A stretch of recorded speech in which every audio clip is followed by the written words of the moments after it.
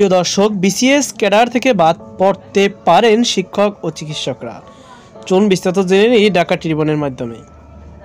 প্রিয় দর্শক, সরকারি কর্ম কমিশনের পিএসসি বিদ্যমান 26টি ক্যাডার থেকে স্বাস্থ্য ও শিক্ষা ক্যাডার বাদ দেওয়ার সুপারিশ করবে জনপ্রশাসন সংস্কার কমিশন।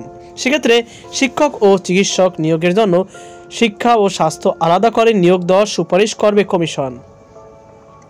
মঙ্গলবার 17 ডিসেম্বর সচিবালয়ের সাংবাদিকদের সঙ্গে মতবিনিময়কালে জনপ্রশাসন সংস্কার বিষয়ক কমিশনের প্রধান আব্দুল মুহিত চৌধুরী এবং জনপ্রশাসন মন্ত্রণালয়ের সিনিয়র সচিব ও জনপ্রশাসন সংস্কার কমিশনের সদস্য সচিব মোহাম্মদ মুখলেসুর রহমান এসব তথ্য জানায়।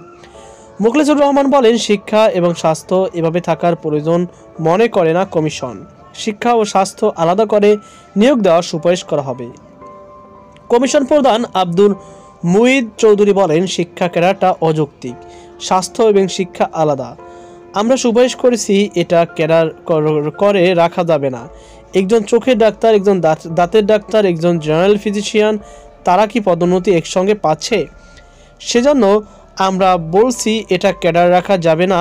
এটা আমাদের চিন্তা। এটা ক্যাডার করা অযৌক্তিক হয়েছে।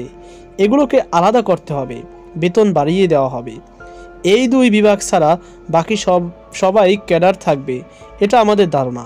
জনপ্রশাসন মন্ত্রণালয়ের সিনিয়র সচিব মুখলেসুর রহমান বলেন, পাবলিক সার্ভিস কমিশন থেকে সরে যে আমাদের জুডিশিয়াল সার্ভিস কমিশন আলাদা হয়েছে, ঠিক একই রকম আমরা স্বাস্থ্য ক্যাডারকে আলাদা করার পরামর্শ দিয়েছি এবং শিক্ষা ক্যাডারকে আলাদা করার পরামর্শ দিয়েছি।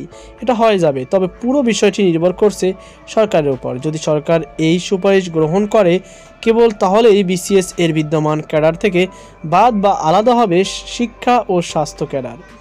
এদিকে উপসচিব ও যুগ্ম সচিব পদে পরীক্ষা দিয়ে পদোন্নতি দেওয়ার সুপারিশ করার সিদ্ধান্ত নিয়েছে কমিশন।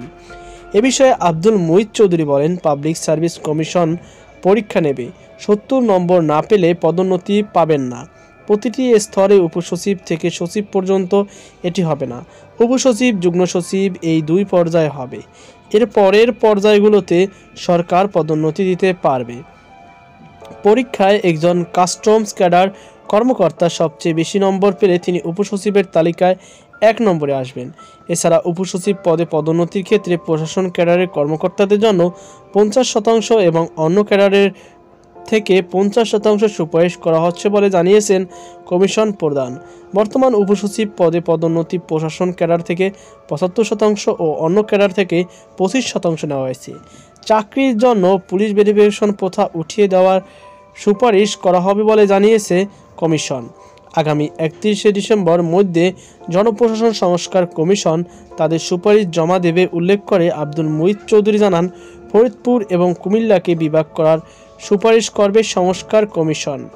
তো প্রিয় দর্শক, এই ছিল আমাদের সর্বশেষ আপডেট। সকল বাধা আজকে পর্যন্ত। আল্লাহ হাফেজ।